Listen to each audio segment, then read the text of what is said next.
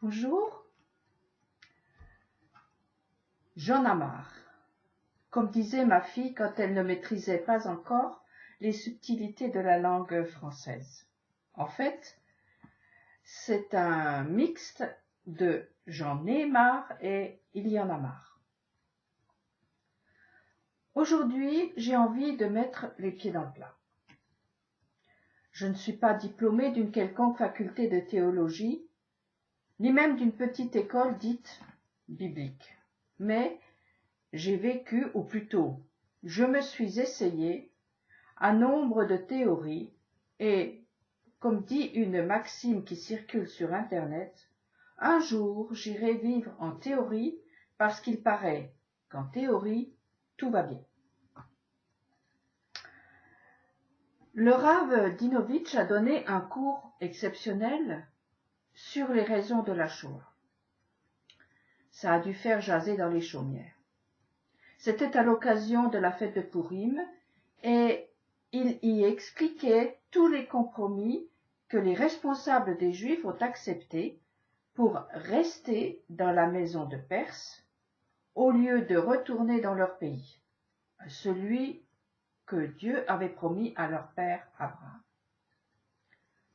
En l'écoutant, je pensais aux situations qui nous avaient été présentées à mon mari et à moi, afin que nous restions à tourner en rond dans les aquariums que sont tous les temples construits de main d'homme. Ce sont des berceaux plus ou moins confortables qui deviennent vite trop petits lorsque l'on grandit.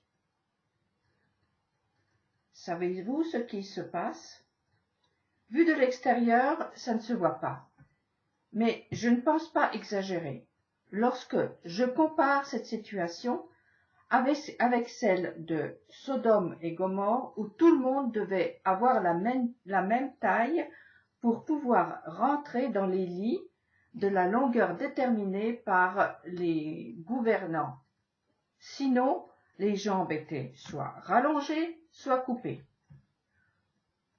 Ainsi, tout doit rester dans le cadre, qui lui prend plus d'importance que l'individu. La solution est toute trouvée, il ne faut pas grandir. Rester des nourrissons, voire des fœtus, dépendant des responsables, souvent autoproclamés. Ce qui me fait sortir de mes gonds, c'est lorsque, sur des sites spécialisés, des enseignants juifs, censés savoir où est la vérité, encouragent les non-juifs à rester dans le parc en faisant des compromis. Ça part certainement d'un bon sentiment, mais ils n'y ont pas vécu dans cet exil-là. Le silence serait de bon augure, car la théorie est plus belle que la réalité vécue. Par ces agissements, ils nous font rejouer ce qui s'est passé pour eux lors de toutes les tentatives de s'affranchir d'une soumission morbide. Ce manque d'affirmation a provoqué la venue d'Amalek. Je crois avoir compris que la sortie des limites appelées sortie d'Égypte est vitale, est possible pour l'humanité entière.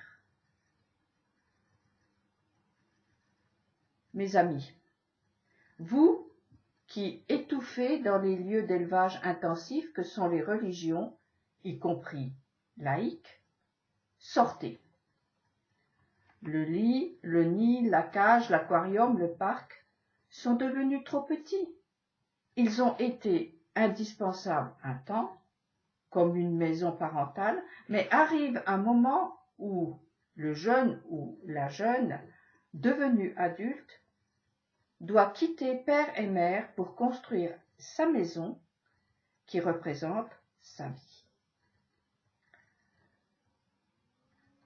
Les compromis ne servent qu'à précipiter un échec qui ramènera l'impénitent qui a osé braver les lois du milieu dans les jupes de sa mère, alors que c'est la distance qui est de mise pour pouvoir respirer. Distance ou respect au sens commun, c'est-à-dire révérence, mais aussi tenir la distance, tenir à distance, afin que ce soit jouable. Il n'est pas nécessaire de tuer père et mère, au contraire. Ce qui a été acquis dans leur maison doit nous servir pour construire la nôtre. Respect et reconnaissance, c'est certain, mais il faut partir. Alors se posera la douloureuse question. Où aller?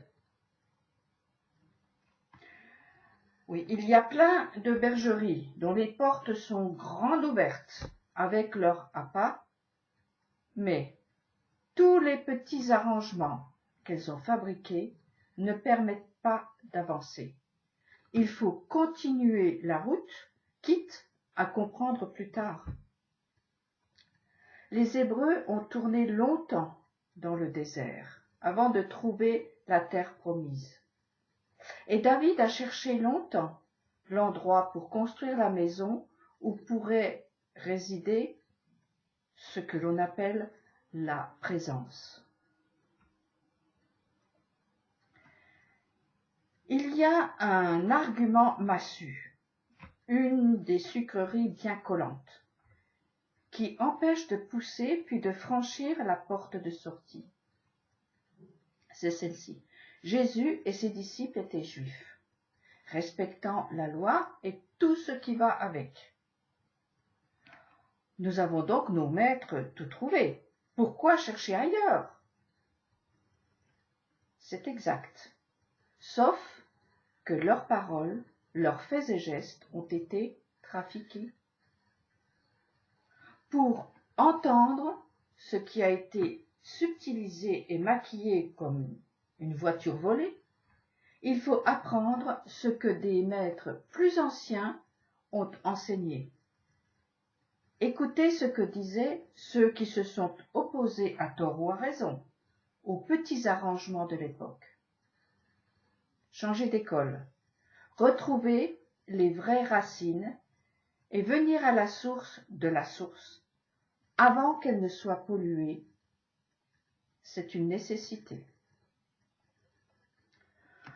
Entre autres, une des pollutions qui me pose problème et que personne ne semble remettre en question, c'est l'enseignement sous forme de métaphore de la greffe de l'arbre sauvage sur l'arbre sain.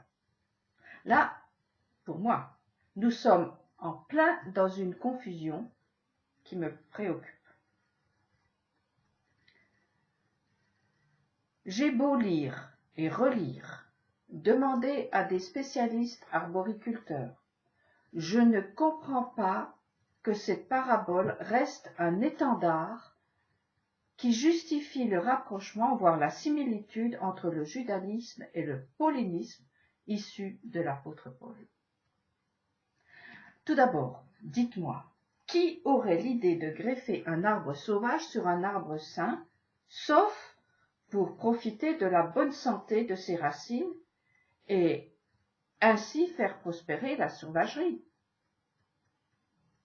Dans la pratique, le greffon prend la place de l'arbre receveur, auquel on ne laisse qu'un bout de tronc avec ses racines. La greffe est un système de reproduction rapide, ce qui veut dire, dans le cas qui nous intéresse, on fait se reproduire très vite un arbre sauvage. Oh, bien sûr, le ramage et le plumage sont magnifiques, plus beaux que tous les autres, puisque la sève saine est déviée. Mais les fruits sont presque immangeables. On fait croire que le greffon devient sain parce qu'il est greffé. Jusqu'à preuve du contraire, c'est faux. Et je n'ai trouvé personne pour dire le contraire. Mais je suis prête à apprendre. Tout a été dévié. Le message, certes, mais aussi les fêtes. Et là, même les incroyants se gargarisent de cette supercherie. Qui ne fête pas Noël, Pâques, la Pentecôte, Carnaval? Alors, que dire des enseignants juifs qui encouragent, voire souhaitent le meilleur, comme ils disent, à ceux qui y participent? N'est-ce pas du clientélisme? Sans entrer dans une polémique stérile, ne vaut-il pas mieux dire le vrai sens de ces moments? Revenir aux sources, dire la vérité et ne pas laisser croire qu'au final, c'est pareil, en oubliant que l'arbre dit franc a été décapité pour y mettre une autre tête qui se nourrit de ses racines, ceci avec un culot qui dépasse l'entendement. Hanouka est devenu Noël, la sortie d'Égypte, naissance d'Israël, est devenue Pâques, le don de la Torah au Sinaï devient Pentecôte, Pourim devient Carnaval, pour ne citer que les principales. Entre ne pas encourager, plutôt ne pas décourager ceux qui cherchent à s'en sortir par des lois mal adaptées et encourager à rester dans la confusion, il y a de la marge. Non-juifs, nous avons besoin de connaître la vérité, aussi dure soit-elle pour notre ego. Les soupes coupent un instant l'appétit, mais ne font pas grandir malgré leur renommée. S'il vous plaît, vous, juifs, qui voulez nous enseigner, ne nous dites pas ce que nous aimons entendre. Dites-nous ce qu'il faut entendre pour avancer. À chacun d'écouter ou pas. Le temps dira qui avait raison. Nous voulons avoir la liberté de choisir entre le vrai et le pas tout à fait faux qui doit être corrigé. Comment choisir si personne ne montre le chemin de cette liberté? Bonne semaine à tous.